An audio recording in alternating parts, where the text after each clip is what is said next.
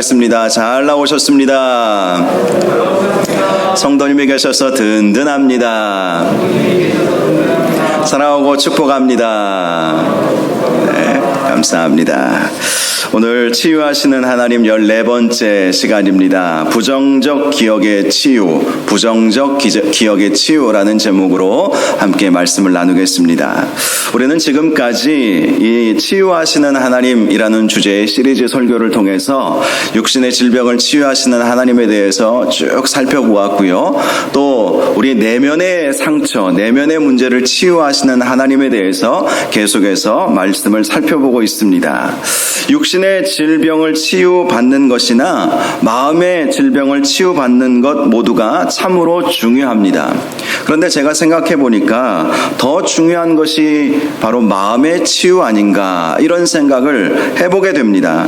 왜냐하면 외적 상처나 질병은 겉으로 드러나기 때문에 우리가 의도적으로 더욱 치료의 방법을 찾아 나서지 않습니까? 좋은 의사를 찾아가고 좋은 병원을 찾아가고 좋은 약을 찾아서 먹게 되어 있어요. 겉으로 드러난 문제이기 때문에. 그런데 우리 내면의 상처, 마음의 문제는 겉으로 드러나지 않아서 감추어 있는 경우가 많기 때문에 치유받지 못하는 경우가 너무나도 많이 있습니다. 그런데 이 내면의 상처를 그대로 방치하면 우리도 모르는 사이에 우리 육신에 악영향을 끼치고 우리 전 인격을 훼손시킨다는 것을 우리가 꼭 기억을 해야 하는 것입니다. 잠언 4장 23절 말씀을 보니까 모든 지킬 만한 것 중에 더욱 내 마음을 지키라. 생명의 근원이 이에서 남이니라. 이렇게 말씀하고 있습니다. 마음을 지키는 것, 이 마음이 생명과 연결이 되어 있다. 제가 전에도 늘 말씀을 드렸을 거예요. 어떤 성도님, 정말 위중한 상태에 계시는 성도님, 제가 신방을 가서 2 케이스 말씀드리지 않았습니까? 처음에는 천국교회에서 배워 집사님 그동안 수고 많이 하셨어요. 그랬더니 바로 돌아가시는 거예요. 마음을 탁 놓으시는 것이죠. 물론 천국 가셔서 너무 행복하시겠죠. 그런데 그 다음 주인가 어떤 비슷한 상황 속에서 중환자실에 계시는 권사님에게, 권사님 지금 돌아가시면 안 됩니다. 아직 가족 구원 시켜드려야 되지 않겠습니까? 마음 굳건히 드시고 기도하십시오. 생명의 근원이 마음에 있다고 분명히 말씀했습니다. 그렇게 기도해드리고 말씀 전하고 왔더니 다음 주에 퇴원하신 거예요. 그래서 제가 물론 그것을 제 경험을 100% 다 적용시킬 수는 없겠지만 생명의 근원이 마음에서 나온다. 이거 정말 저는 그대로 확신합니다. 그래서 우리의 마음을 잘 관리하는 것이 너무나도 중요한 것이죠. 내적 치유의 정의는 이렇게 내려볼 수 있습니다. 과거에 상처를 입었던 우리의 의식이나 잠재의식에 있는 나쁜 기억, 감정, 불안한 정서, 불건전한 심리적 자세를 치유하는 것입니다. 자신의 의지로 조절되지 않는 지나친 죄의식, 낮은 자존감, 깊은 상실감, 그리고 공포감, 압박감, 강박관념, 우울증, 지나친 불안과 초조와 같은 감정 상태를 치유하는 것이죠. 물론 이러한 치유는 일반 상담이나 또 정신과 의사들도 합니다. 그런데 진정한 치유는요, 저는 우리 주님께 나아가서 주님께 우리의 모든 아픔을 내어놓고 기도하면 치유받을 수 있다고 믿습니다. 물론 때로는 상담도 받으시고 정신과 의사도 찾아서 치료를 꼭 받으십시오. 그런데 동시에 주님께 기도하고 주님께 나아가서 부르짖고 내 아픔의 문제를 다 쏟아 내놓지 않으면 진정한 회복을 얻을 수가 없다는 것입니다. 오늘은 우리의 기억에 대해서 함께 집중적으로 말씀을 살펴보려고 합니다. 기억의 치유는 많은 마음의 상처 중에서 특별히 현재의 생각과 말과 행동에 영향을 가장 많이 미치는 것입니다. 그래서 우리 과거의 고통스러운 기억들을 치유해 주어야 하는 것입니다. 우리나라 속담에 이런 말이 있죠. 자라보고 놀란 가슴, 뭐 보고 놀란다고요? 소뚜껑 보고 놀란다. 비슷하게 생겼잖아요. 자라보고 놀랐는데 그 경험, 그 기억이 소뚜껑만 봐도 놀라게 하는 것입니다. 이처럼 우리의 부정적 경험과 기억은 현재의 삶에 영향을 미치는 거예요. 과거의 부정적인 어떤 경험, 기억들이 현재의 삶에 영향을 안 미치면 아무 상관이 없어요. 그런데 자라보고 놀란 가슴은 소뚜껑 보고도 놀라 자빠지는 거예요. 그래서 부정적 기억들을 우리는 치유받아야 하는 것입니다. 예일대학교와 하버드대학교에서 심리학 교수로 일하시다가 캐나다 발달장애인 공동체인 라루시 데이브레이크라고 하는 곳에서 평생을 장애인들을 섬겼던 헨리 나우엔 박사라는 분이 계십니다. 제가 이분에 대한 책도 많이 보았는데요. 아주 대표적인 책이 상처 입은 치유자, 이런 제목의 책이 있습니다. 아주 은혜가 있는 책인데요. 이분이 이런 말을 했습니다. 후회는 쓰라린 추억이고, 죄책감은 절망적인 추억이고, 감사는 즐거움으로 가득 찬 추억이다. 과거의 경험을 삶에 어떻게 융화시키는가에 따라서 우리의 감정은 깊은 영향을 받는다. 사실상 우리는 추억과 함께 현재의 세계를 알고 깨닫는다. 이분이 추억에 대한 이야기를 했지만 이 추억이 결국 기억입니다. 과거에 대한 기억.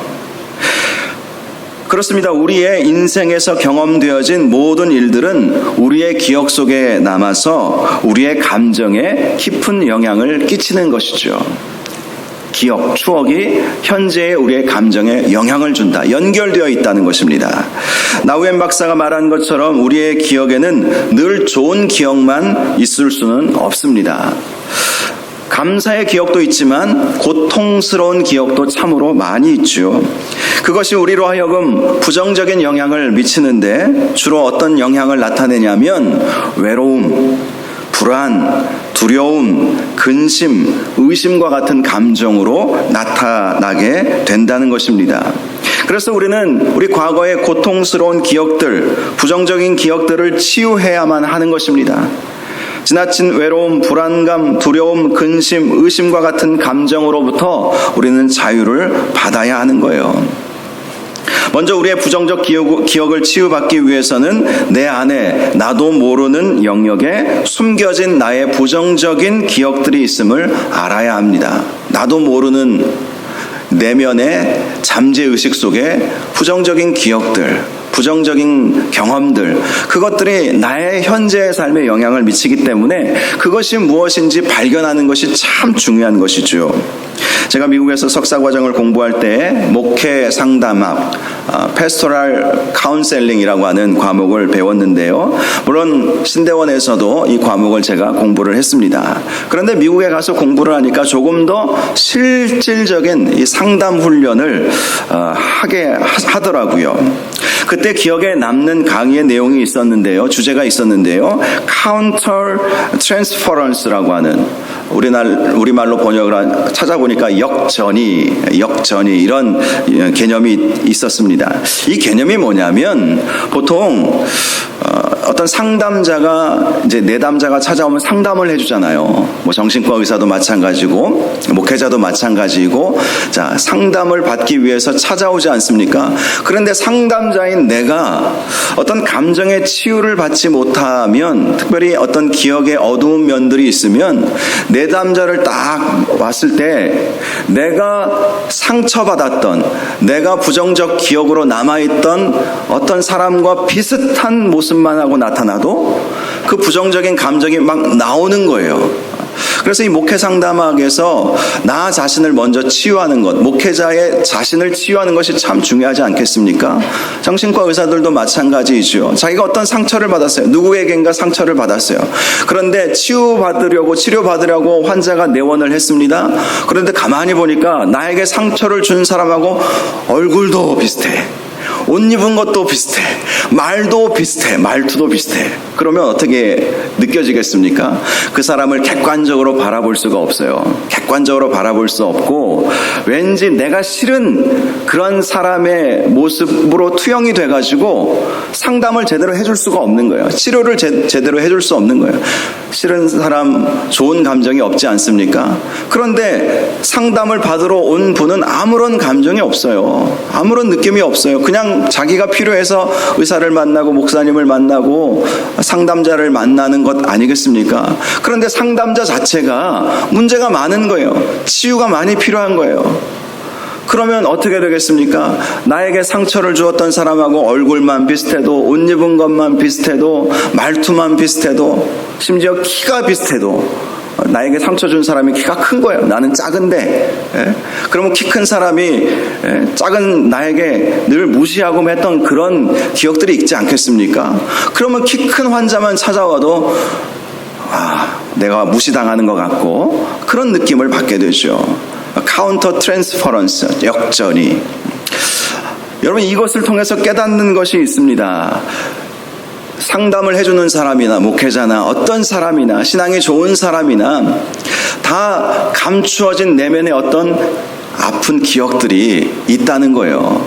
그것을 치유받지 못하면 목사는 목회 제대로 못하는 것이죠. 목사들이, 목회자들이 목회를 하면서 많은 상처를 안고 있다면 다른 교회에서 어떤 상처를 받고 와가지고 지금 사역하고 있는 교회에서 사역을 하다가 전에 있던 교회에서 나에게 깊은 상처를 준 사람하고 비슷한 느낌만 있는 분들만 봐도 싫은 거예요. 신방 가기도 싫죠. 왜? 또 상처받을까 봐. 신방 가는 것도 싫죠. 말 거는 것도 싫죠. 그러면 어떻게 되겠습니까? 목회가 되겠어요? 제가 만약에 과거에 다른 교회에서 많은 상처들을 안고 우리 교회 부임에 와서 과거에 어떤 상처를 주었던 성도님들하고 비슷한 분들만 이 자리에 앉아 계시면 저는 목회 못할 것 같아요. 치유를 받지 못하면, 목회자도 마찬가지고 누구든지 치유받지 못하면 어떤 일이든지 제대로 해낼 수가 없는 것입니다. 그래서 내면 안에 깊이 감추어져 있는 이 아픈 기억들, 부정적인 기억들, 경험들, 이런 것들은 다 치유받아야 하는 거예요. 그래야 우리의 생각과 말과 우리의 행동이 더 은혜롭게 나갈 수 있는 것입니다. 많은 심리학자들이 이런 말을 합니다. 나의 무의식은 나만 모른다. 자, 이 말이 어떤 의미인지 대충은 느낌이 오실 것입니다. 나의 무의식은 나만 모르는 거예요. 나의 부정적 기억으로 인해서 자리 잡은 나의 성품이나 나의 말과 행동에 대해 나는 모르지만 다른 누군가는 안다는 것이죠. 나는 모르게 나오는 말, 나는 모르게 드러나는 행동, 이것이 나는 모르지만 그것이 나의 아픈 상처와 과거의 부정적 기억 때문에 만들어진 것임을 나는 모르지만 다른 사람들은 느끼게 된다는 것입니다. 그래서 죄송하지만 혹시 여러분과 가까운 배우자라든지 친한 동료들이라든지 가족관계에서 당신 왜 그래? 당신 왜 그래? 라는 소리를 들으셨다면 그저 기분 나쁜 소리로 듣지 마시고 그 말을 귀담아 들으시기 바랍니다. 나는 전혀 인식하고 있지 않지만 무의식 중에서 나타난 이해할 수 없는 말과 행동의 그 이면에 나의 감정에 영향을 미치는 그 무엇인가가 있기 때문인 것이죠. 그래서 어떤 치유도 마찬가지지만 드러내지 않으면 치유가 될 수 없습니다. 드러내야 되는 거예요.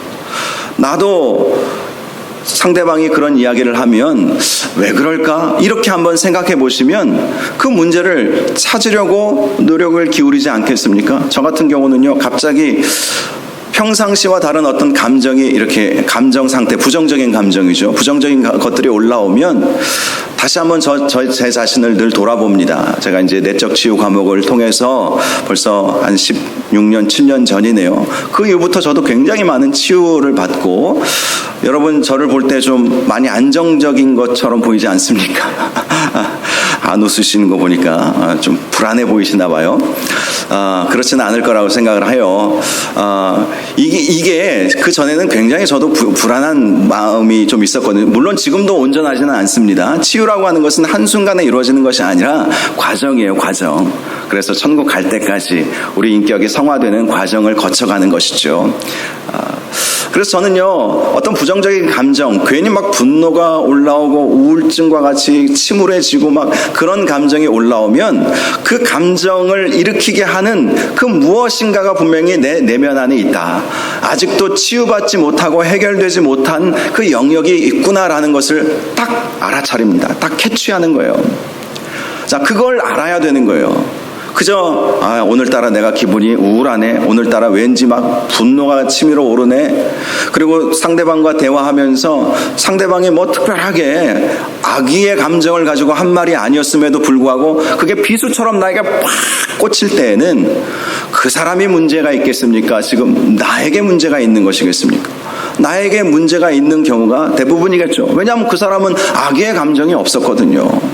그 사람을 상처내고 흠집 주려고 했던 말이 아니거든요. 그런 행동이 아니었거든요. 그런데 그것이 나에게 큰 상처로 다가왔을 때에는 나에게 어떤 문제가 있는 것은 아닌가, 이것을 늘 바라보아야 되는 거예요. 저도 늘 그렇거든요. 왠지 모르게 기분이 우울해진다든지, 왠지 모르게 화가 치밀어 오른다든지, 하지 말아야 할 말을 한다든지 하면 여전히 내 안에 감추어진 나의 치유받지 못한 어떤 감정이 있구나, 치유받지 못한 어떤 부정적 기억들이 있구나, 이것들을 생각하는 것이죠. 물론 생각한다고 다 떠오르는 것은 아닙니다. 기도하면서 생각을 하는 것입니다. 기도하면서 하나님, 나를 이렇게 내 감정을 힘들게 만드는 어떤 사건들이 있었습니까? 내 잠재의식 속에, 지금은 내 의식 속에 알 수는 없지만 나의 과거의 기억 가운데 혹시 그러한 아픔들, 부정적인 기억들은 없습니까? 그렇게 이제 기도하면서 하나님께 물어보면서 기도하는 거예요. 하나님, 알려주십시오. 보여주십시오. 생각나게 하여 주십시오. 그러면 생각나는 사건들, 생각나는 기억들이 딱 올라옵니다. 그러면 힘들죠. 지금도 저도 그렇게 기도하면서 내 마음을 치유하는 일들을 자주 하는데요. 힘듭니다. 과거의 그 경험, 생각하고 싶지도 않은 그러한 경험들을 떠올린다는 것이 그게 쉬운 일이 아니에요. 그때의 그 감정이 다시 올라오니까 막 그때 그 분노, 막 치를 떨고 막 불안하고 어쩔 줄 몰라 했던 나의 모습이 막 떠오르면 힘들어요. 그래서 사람들이 일부러 더 감추려고 합니다. 그런데 감추면 치유받을 수 없어요. 제가 계속 말씀드린 나만 장군의 치유의 방법, 엘리사 선지자가 왜 요단강에 가서 몸을 씻으라고 했겠습니까? 그냥 그 자리에서 안수기도 해주고 고침 받게 해줘도 되지 않겠습니까?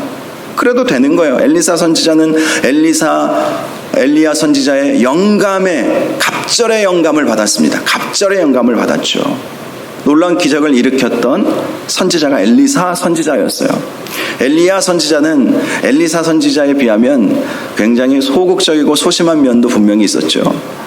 나만 있사오니, 지난주에 말씀드린 것처럼 나만 있는 것 같이 느껴지는 엘리야 선지자. 엘리야 선지자는 엘리사 선지자의 스승이었습니다. 근데 엘리사 선지자는 굉장히 능력의 종이었어요. 그러므로 말씀으로 선포하고 기도만 해줘도 나만 장군의 그 나병, 피부병, 문둥병은 고침받을 수 있었을 것입니다. 그런데 요단강에 가서 몸을 씻어라, 그렇게 말씀한 이유가 무엇이었겠습니까? 나만 장군은 아람 군대의 군대 장관이었어요. 그가 입고 있었던 갑옷은 가장 화려한 갑옷이었습니다. 그 화려한 그 갑옷 속에는 문드러진 피부병이 있었죠. 그 화려한 갑옷을 벗으라는 것이죠. 그것을 벗고 드러내야 치유를 받을 수 있는 거예요. 요단강에 가서 몸을 씻으라. 그것을 드러내고 갑옷 입은 채로 요단강 가서 씻을 수가 없잖아요. 다 벗어야 돼요. 모든 사람들이 보는 앞에서 자신의 수치와 그 질병, 그 상처들을 드러내야 하는 것이죠. 그래야 치유받을 수 있기 때문에. 저는 그래서 나아만 장군 말씀을 함께 나눌 때 그때도 굉장히 은혜를 받았습니다. 물론 다른 목사님들은 그런 말씀들을 해석하고 설교했는지 모르지만 저는 그때 그것을 처음 발견했거든요. 왜 옷을 벗어 씻게 했을까? 자신의 상처를 드러내게 하는 것이죠.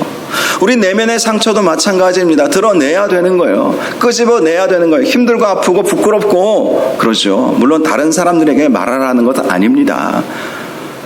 하나님께는 얼마든지 우리가 말할 수 있지 않겠습니까? 나의 부정적인 기억과 경험들을 다 끄집어내야 되는 거예요. 자, 그래서 우리가 기도가 필요한 것이죠. 기도할 때 성령님 도와주십시오. 왜 나에게 이러한 부정적 감정들이 올라오는지 그 원인을 발견하게 해주십시오. 그렇게 기도하면 성령님께서 깨닫게 해주시고 또 기억나게 하시는 어떤 경험들이 반드시 있게 될 것입니다. 때로는 그 한 번의 치유로 다 치유가 되는 것 아니에요. 저도 예전에 부정적인 기억들을 이렇게 떠올리면 그걸 물론 나름대로 치유해주고 기도하고 그렇게 했지만 또다시 그것이 여전히 나에게 영향을 미치고 있구나라는 것을 느낄 때가 있어요. 그래서 계속해서 이 치유의 과정, 이 치유의 기도는 계속해서 해야 할 필요가 있는 것이죠. 다음으로 우리가 이 치유의 방법에서 가장 중요한 것은 내가 아프고 힘들어 했을 때에 우리 주님께서 함께 아파하시고 함께 위로하여 주시고 또 같이 눈물을 흘려주시고 계시다는 사실을 인식하고 있는 것, 이것이 참 중요합니다. 내 아픔을 나만 홀로 알고 견디고 있는 것이 아니라 우리 주님은 다 알고 계시다, 알고 계실 거야 라고 추측만 할 것이 아니라 실제로 알고 계시는 우리 주님이십니다. 우리 예수님은 다 알고 계세요. 우리 하나님은 다 알고 계세요. 우리의 마음을 왜 모르시겠습니까? 우리를 창조하신 분이 누구십니까? 우리 하나님이십니다. 하나님의 아들 예수 그리스도이십니다.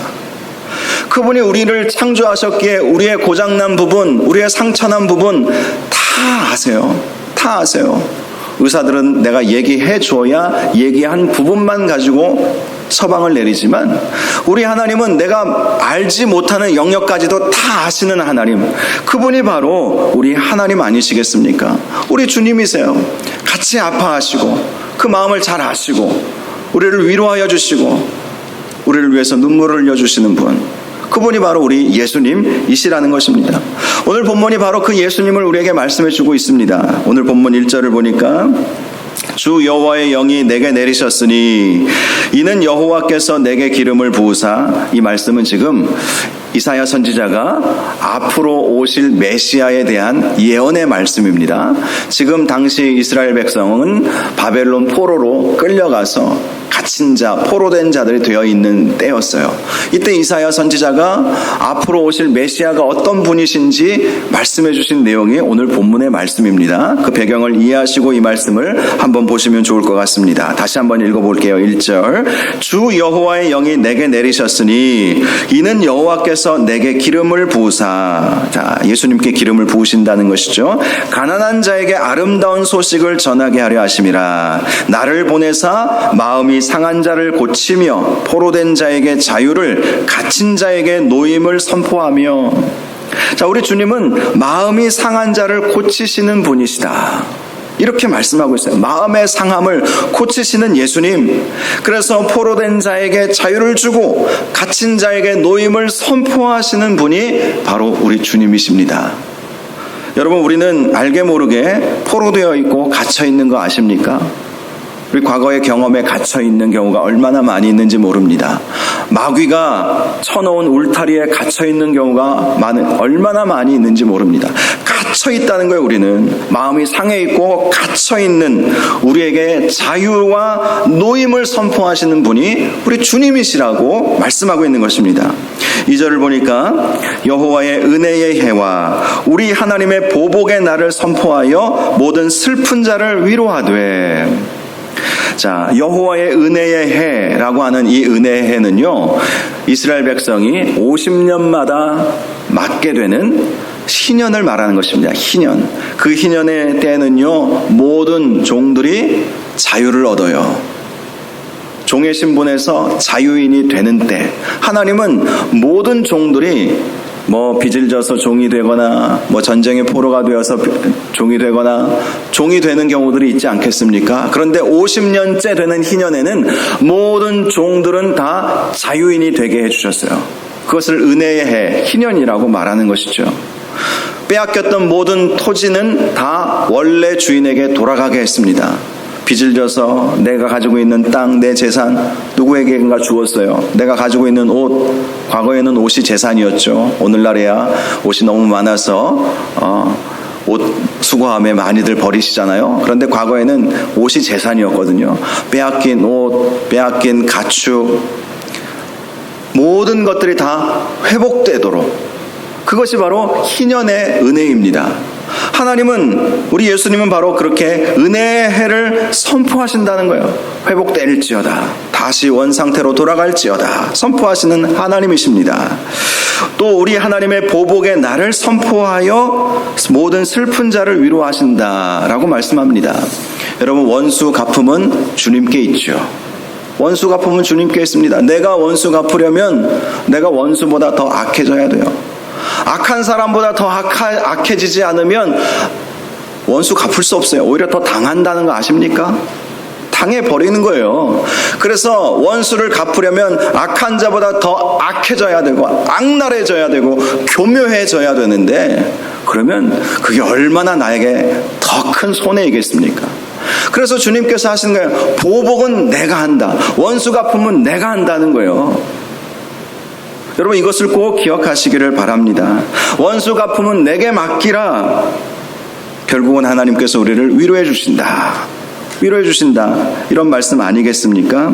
3절, 무릇 시온에서 슬퍼하는 자에게 화관을 주어 그 죄를 대신하여 기쁨의 기름으로 그 슬픔을 대신하여 찬송의 옷으로 그 근심을 대신하시고 그들이 의의 나무 곧 여호와께서 심으신 그 영광을 나타낼 자라 일컬음을 받게 하려 하심이니라. 이렇게 말씀하고 있습니다. 이 세상에 오시는 예수님, 이 세상에 오셨던 예수님, 또 지금 우리와 함께 하시는 예수님은 슬퍼하는 자에게 화관을 씌워주십니다. 화관을 씌워주세요. 죄를 뒤집어 써야 할 만큼 슬픔 가운데 있는 사람에게 찬송의 옷을 입혀주셔서 그 찬송으로 근심을 떠나가게 하시는 것입니다. 이 말씀 보면 찬송이 참 중요하다는 것을 알 수 있죠. 찬송은요, 우리 내면의 부정적 기억과 고통을 치료해 줄 수 있는 아주 좋은 방법입니다. 이스라엘의 하나님은 찬송 중에 거하신다고 말씀하고 있지 않습니까? 하나님이 찬송 가운데 거하시기 때문에 위로의 하나님, 능력의 하나님, 권능의 하나님께서 우리를 치유해 주시는 것이죠. 찬송을 부르는 것. 그래서 여러분, 마음이 힘들고 어려울 때는요, 찬송 틀어놓으세요. 찬송 틀어놓으세요. 그리고 함께 따라 부르세요. 예? 그 트로트 그런 거 틀어놓지 마시고 찬송을 틀어놓으세요. 찬송을 따라 부르세요. 그러면 그 찬송 중에 임하시는 하나님의 위로와 은혜와 평강이 우리의 마음을 지켜주시고 또 우리의 모든 부정적인 경험, 상처, 기억들을 다 몰아가 버리실 것입니다. 그렇습니다. 이사야 선지자가 전한 것은 우리 주님은 진정한 치유자가 되시며 모든 부정적 경험을 기쁨으로 바꿔주시는 분이시다, 이 말씀을 해주신 것입니다. 이사야서 9장 6절을 보니까 이사야 선지자가 또 이런 말씀도 했습니다. 이는 한 아기가 우리에게 낳고 한 아들을 우리에게 주신 바 되었는데 그의 어깨에는 정사를 메었고 그의 이름은 기묘자라 모사라 전능하신 하나님이라 영존하시는 아버지라 평강의 왕이라 할 것임이라. 예수님에 대해서 이사야 선지자가 또 예언했던 것은 그분은 기묘자라 모사라, 전능하신 하나님이시라, 영존하시는 아버지라, 평강의 왕이라, 이렇게 할 것이다. 그런데 제가 주목했던 단어는요, 기묘자라 모사라 하는 이 말씀입니다. 기묘자라 모사라. 여러분, 이 말이 어떤 의미인지 아십니까? 기묘자, 모사, 도대체 참 이런 단어도 있나? 이렇게 생각하시는 분들도 있을 텐데요. 저도 말씀을 보면서 이해되지 않은 한글이 있으면 영어나 원어를 찾아봅니다. 영어를 보니까 기묘자라 모사라, 이것은 두 가지를 이야기하고 있는 것처럼 보이는데 원어에 보면 한 단어예요. 기묘자인 모사. 기묘자인 모사. 영어로는요, 이렇게 되어 있습니다. Wonderful Counselor. Wonderful Counselor. 탁월한 상담자. 이렇게 되어 있어요. 우리 예수님은요, 이 세상에 오셔서 Wonderful Counselor, 이 탁월한 상담자로 이 세상에 오셔서 우리 아픈 마음을 치유해 주시는 주님이시다. 이사야 선지자가 그렇게 말씀을 했던 것입니다. 그러므로 우리의 내면의 깊은 상처를 만나게 되었을 때 우리 주님을 찾고 주님께 기도하면 우리 주님께서 치유해 주신다는 거예요. 말씀에 나와 있는 것을 그대로 믿으시기 바랍니다. 그대로 믿으시기 바랍니다. 우리 주님은 원더풀 카운셀러, 다른 상담자들보다도 훨씬 뛰어난, 어떤 정신과 의사보다도 훨씬 능력이 있는 그러한 분이 바로 우리 주님이시다. 그래서 우리 아픔을 주님께 가지고 가야 하는 거예요. 주님께 내가 떠올랐던 그런 부정적 기억들을 다 쏟아내는 거예요. 주님은 다 받아주실 수 있어요. 우리 주님은 말씀을 보세요. 우리 오늘 본문 3절 말씀에 이렇게 말씀하고 있지 않습니까? 3절에 보니까 이런 말씀이 있어요.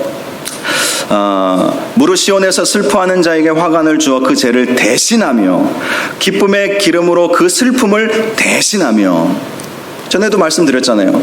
우리 주님은 우리의 아픔을 가지고 가시는 분이세요. 우리가 내어드리면 죄송한 마음도 있을 수 있겠어요. 그러나 대신하시는 거예요. 우리 아픔을 대신하시고 그 근심을 대신하시고 부정적 경험들을 대신하시고 그것을 가져가기를 원하시는 거예요. 자기 것으로 삼으시기를 원하시는 거예요. 그리고 우리는 그런 부정적 경험과 아픔으로부터 노임을 받기를 원하시는 것이 우리 주님이십니다. 그 어떤 상담자가 그렇게 할 수 있겠습니까? 당신의 그 아픔이 내 것이 되기를 원합니다. 당신의 그 슬픔이 내 슬픔이 되기를 원합니다. 당신의 그 좌절이 내 좌절이 되기를 원합니다 라고 말하는 상담가 있습니까? 정신과 의사 있습니까? 만약에 있다면 정말 예수님 닮은 분이시겠죠. 그런데 없죠. 그런 분들은 세상에 없을 거예요. 그런데 주님은 말씀하시는 거예요. 너의 그 아픔과 슬픔과 부정적 경험과 기억을 내가 다 가지고 갈게. 내가 대신할게. 너의 아픔을 내가 대신 아파해 줄게. 우리 주님은 그렇게 말씀해 주시는 주님이시라는 것입니다. 그래서 대신 우리에게는 자유함과 평안함을 주시기를 원하시는 분이 우리 주님이세요. 영어로 질병을 disease라고 하는 단어를 씁니다. disease. 이 단어는요, 분리되다라고 하는 dis와 평화를 의미하는 peace의 합성어입니다. 즉 질병이란 평안의 상태에서 분리되는 것, 이것이 질병이에요. 육신의 평안에서 분리되면 그걸 육신의 병이라고 그러죠. 마음의 평안에서 분리되면 그것을 상처, 아픔이라고 말하는 것입니다. 그런데 우리 주님은 어떤 질병이라도 다 치유해 주시는 분이십니다. 진정한 위로와 평안함을 주시는 분. 그분이 바로 우리 주님이시기 때문에 우리가 우리의 그 고통스러운 감정을 주님 앞에 다 내어드리고, 주님, 나의 이 부정적인 기억들이 있습니다. 때로는 전혀 생각이 안 나면 나도 모르는 나의 아픔, 부정적 경험들, 기억들을 주님 고쳐주옵소서. 그런데 가장 좋은 것은 알려달라고 먼저 기도하시는 것이 참 좋아요. 알려주십시오. 생각나게 해주십시오. 어떤 기억, 어떤 경험이 나를 이렇게 힘들게 합니까? 나의 현재 상태를 힘들게 합니까? 그렇게 주님 앞에 기도하고 주님께서 생각나게 하시면 그걸 딱 붙잡고 주님 앞에 기도하는 거예요. 좀 치유하여 주시옵소서. 이 나의 아픔의 감정, 부정적인 감정을 대신하여 주시옵소서. 죄송하지 않는 마음이 없는 사람 없을 거예요. 죄송하지만 주님께서 대신하신다고 하셨으니까 나의 부정적 기억과 감정들을 대신해 주십시오. 그럼 주님께서 그래, 내가 대신할게 말씀해 주시는 우리 주님이시라는 것입니다. 꼭 이렇게 주님 앞에 여러분의 부정적 기억들을 가지고 가셔서 치유받으시기 바랍니다. 주님 앞에 내어놓으시기를 바랍니다. 이 부정적 기억이 우리의 현재의 삶에 영향을 끼치면 안 돼요. 그럼 나도 힘들게 하고 우리 가까운 사람들이 힘들어요. 가족이 힘들어요. 함께 신앙생활하는 교인들이 힘들어요. 서로가 힘든 거예요. 그래서 이 부정적 기억들은 꼭 치유받아야 하는 것입니다. 또 하나, 이 부정적 기억을 치유받기 위해서는 용서가 필수적입니다. 용서. 우리를 고통스럽게 한 어떤 사람이 있을 것입니다. 어떤 환경이 있을 수 있어요. 그 사람과 그 환경을 주님의 이름으로 용서를 선포하시기 바랍니다. 찰스 크래프트 박사님, 그분의 사역 경험을 통해서 용서만 잘해도 90% 이상의 부정적 기억은 치유받을 수 있었다. 이분은 원래 선교사 출신이고 문화인류학자 출신입니다. 지난 금요일에도 말씀드렸듯이 미국의 LA에 UCLA라고 하는 아주 유명한 대학이 있어요. 아주 캠퍼스도 크고 정말 캘리포니아에 있는 똑똑한 청년들만 간다는 대학입니다. UCLA. 그 대학의 문화인류학 교수이시면서 이분이 선교사 출신이었기 때문에 풀러신학대학원에 출강을 하시다가 월급은 UCLA에서 받고 강의 반은 풀러신학교에 가서 강의를 해 줄 수 있도록 UCLA와 협약을 맺어서 그렇게 하셨다고 해요. 자, 이분이 많은 사역의 경험을 가지고 계신데, 내적 치유의 경험을 가지고 계신데요. 이분이 많은 사람들과 상담하면서 임상적으로 경험한 것이죠. 용서만 잘해도 90% 이상의 부정적 기억을 다 치유받을 수 있었다. 사실 여러분, 이 용서는요, 용서의 대상을 위한 것이 아니라 나를 위한 것입니다. 원수 갚음은 주님께 맡겨야 할 영역인 것이죠. 그래서 우리 하나님은 원수 갚음은 내게 맡기고 너는 할 수 있는 대로 70번씩 7번이라도 용서해라, 이렇게 말씀을 해주신 것입니다. 물론 우리 하나님은 우리의 자유의지를 존중하시기 때문에 싫습니다. 죽어도 싫습니다. 나 저 사람 정말 죽을 때까지 용서 안 하고 죽겠습니다 라고 해도 주님께서 뭐라고는 안 하실 거예요. 그런데 나만 힘든 거예요. 나만 괴롭히는 거예요. 어떤 분이 미국의 유명한 회사에 스카웃이 되어서요, 그곳으로 직장을 옮기게 되었다고 해요. 그런데 한국에서 일하시던 분이 아주 재능이 뛰어나셔서 미국의 큰 기업에 스카웃을 받아서 일을 하게 되었는데, 이 미국 직장 문화가 한국 직장 문화와 너무 다른 거예요. 너무 다른 거예요. 미국 사람들은 굉장히 자유롭게, 특별히 그 기업은 출퇴근 시간도 없대요. 집에서 일할 때 더 많은 성과가 나오면 회사에 출근하지 않아도 된다고 합니다. 그런데 자유가 주어진 만큼 책임은 더 큰 것이죠. 차라리 통제하고 그 성과를 내지 못했을 때 막 상사가 혼을 내고 그게 오히려 더 편하다고 그러더라고요. 한국 문화에서는 그런 문화가 강하지 않습니까? 근데 미국의 그 기업은 100% 자유를 주지만 그 책임은 확실하게 지게 만든다는 거예요. 그러니까 더 압박감이 오겠죠. 압박감. 그 문화를 이해하기가 어려웠다고 그래요. 또 미국 사람들은 굉장히 직설적인 면이 있습니다. 저도 그런 경험이 있었거든요. 제가 어떤 과목을 이제 공부를 하는데, 나 이거 한국에서 공부한 과목이니까 이거 웨이브해달라, 이 과목 안 듣고 인정을 해달라, 한국에서 공부한 것을 인정해달라. 그랬더니 그 상담하는 카운셀러하는 그 스텝이 I don't believe you 그러더라고요. 와, 이 목사를 못 믿는데 그래도 이 사람이 지금 동양 사람 지금 무시하나? 그런 생각이 들었어요. I don't believe you 그러는 거예요. 나 너 못 믿는다. 확실한 뭘 내놔라. 성적 증명서를 내오든지 뭘 확실하게 줘야 내가 너를 믿을 수 있지. 그거 없으면 나는 널 못 믿겠다, 이러는 거예요. 결국 여러 서류를 준비해서 제출을 해서 그 과목을 면제받을 수 있었는데요. 그때 그 상처가 지금도 있어요. I don't believe. 저는 목회자로, 교육자로 살면서 누가 저에게 나 너 못 믿어, 안 믿는 사람들이 그랬다면 이해라도 하는데, 그 신학교에 직원은 믿는 사람이잖아요. 믿는 성도가 목사 못 믿는다고 하니까, 야, 저는 진짜 상처가 엄청 크더라고요. 지금도 막 올라오네요, 막. I don't believe you. 그거 얼마나 그 상처가 됩니까? 굉장히 미국 사람들은 직설적이거든요. 근데 이분이 제 얘기가 아니라, 이제 제 얘기를 하려는 게 아니라, 이분이 아주 직설적인 어떤 분위기 속에서 막 주눅이 들어버린 거예요. 그 회사는요, 1년에 한 번씩 서로가 서로를 평가해주는 시간을 갖는데요. 근데 회사에 입사한 지 얼마 안 됐는데 서로 이렇게 평가를 해준다고 합니다. 7, 8명이 평가서를 써서 그 사람의 장단점을 써서 준대요. 근데 그 평가서를 받아보면서 더 낙담에 빠졌다고 합니다. 솔직한 미국 사람들의 그 표현, 너는 분노가 많은 것 같아. 너는 심하게 지적을 많이 하는 것 같다. 지들도 그러면서. 하여간 그렇게 부정적인 얘기들을 많이 써놓은 거예요. 물론 칭찬도 있었다고 해요. 그런데 사람이 칭찬에 눈이 가지 않고 부정적인 것에 대부분 눈이 가지 않습니까? 그거를 보면서 완전히 절망감에 빠져버린 거예요, 이분이.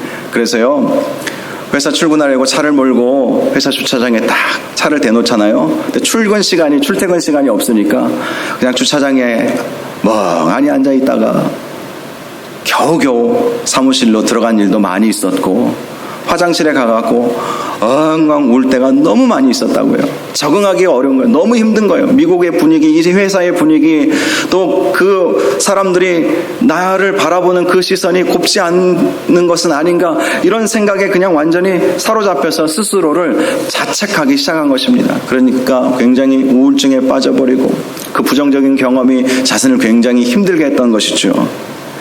그때 어떤 한 동료가 이런 조언을 해주었다고 합니다. 당신은 지금 최선을 다하고 있어. 내가 알아. 넌 최선을 다하고 있어. 그러니 조금만 너 자신에게 친절해지면 좋겠다. 그렇게 이야기를 해주더래요. 정말 은혜로운 그러한 시간을 경험한 것이죠. 너 충분히 최선을 다했으니까 너 자신에게 제발 좀 친절했으면 좋겠다. 자책하지 말라는 것, 내 자신을 괴롭히지 말라는 것이죠. 그 조언을 들은 이분이 자신을 돌아보게 되었습니다. 그래, 지금 내가 나를 괴롭히고 있구나. 지금 내가 나에게 친절을 베풀지 못하고 있구나. 나의 이 부정적 경험으로 인해서 나를 더 힘들게 하고 있구나. 이걸 깨달은 거예요. 여러분, 용서라고 하는 주제가 동일합니다. 여러분, 이 용서하지 않아도 돼요. 그런데 용서하지 않으면 나를 힘들게 하는 거예요. 나를 괴롭히는 거예요.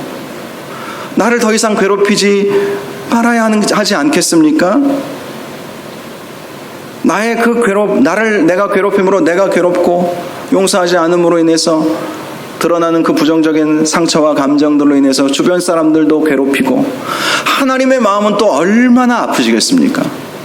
용서하면 해결되는데 너의 그 아픈 감정, 그 아픈 기억은 내가 알아서 어떻게 할 텐데, 뭐 안 좋게 하시든 좋게 하시든 관계를 새롭게 만드시든 그 사람이 무릎 꿇고 와서 용서를 빌게 하시든 하나님이 하실 건데, 내가 그것을 할 텐데 너는 그 아픔에 갇혀가지고, 그 과거의 부정적 기억에 갇혀가지고 왜 거기에 나오지를 못하느냐. 차라리 용서해주라는 거예요. 싫어도 용서해주면 거기에서 평안을 얻을 수 있다는 거예요. 우리 하나님의 마음이 바로 그것입니다. 용서가 그래서 우리에게 필요한 거예요. 용서가 쉽지는 않아요. 나에게 부정적 경험을 안겨준 그 사람을 용서한다는 것이 쉽습니까? 저도 지금도 용서하지 못하는, 이런 말 하면 안 되는데, 하여간 그런 사람들이 아직 반밖에 안 된 것 같아요. 용서가 안 되는, 반밖에 아직은 용서가 안 되는, 그것도 뭐 제 마음이겠지만, 여러분, 그래요. 용서는 나를 위해서 하는 것입니다. 나를 위해서 용서해 주세요. 그러면 하나님께서 가장 합력하여 선을 이루어 가실 것입니다. 사랑하는 여러분, 부정적 기억 우리에게 있죠. 그 부정적 기억, 고통스러운 기억, 어떤 사람으로부터, 어떤 환경으로부터 그렇게 나를 부정적으로 힘들게 했던 경험들, 기억들 다 주님 앞에 내어놓으시고 주님의 치유의 은혜가 임하도록 함께 기도하시기를 바랍니다. 그리고 용서해 주세요. 나를 위해서, 나를 더 이상 괴롭게 하지 마시고 차라리 용서해 줘 버리세요. 안 하셔도 상관없지만 죽을 때까지 나만 힘들 뿐이에요. 용서해 버리세요, 그냥. 그리고 용서가 안 되면 주님께 기도하세요. 주님, 절대로 이 용서의 마음이 안 나오는데 내 마음을 만져주셔야 내가 용서가 되겠습니다. 그렇게라도 기도하세요. 그러면 그 부정적인 기억, 감정들로부터 우리는 벗어나서 마음의 평안과 자유함을 얻고, 나를 자유함으로 다른 사람에게도 은혜를 끼치는, 또 하나님께서도 기뻐하시는 그러한 자유로운 영혼, 또 기쁨을, 또 감사를 가지는 그런 마음으로 바뀌게 될 것입니다. 부정적인 기억을 치유받는 그러한 은혜가 있기를, 오늘 이 시간 그러한 은혜가 있기를 주님의 이름으로 축원합니다. 이 시간 우리 함께 찬양하고 우리 함께 기도하는 시간을 갖겠습니다. 오늘 말씀과 잘 맞는 찬양인 것 같습니다. 내가 누려왔던 모든 것들이, 내가 지나왔던 모든 시간이, 내가 걸어왔던 모든 순간이 하나님의 은혜였다. 이 고백을 함께 부를 수 있기를 바랍니다.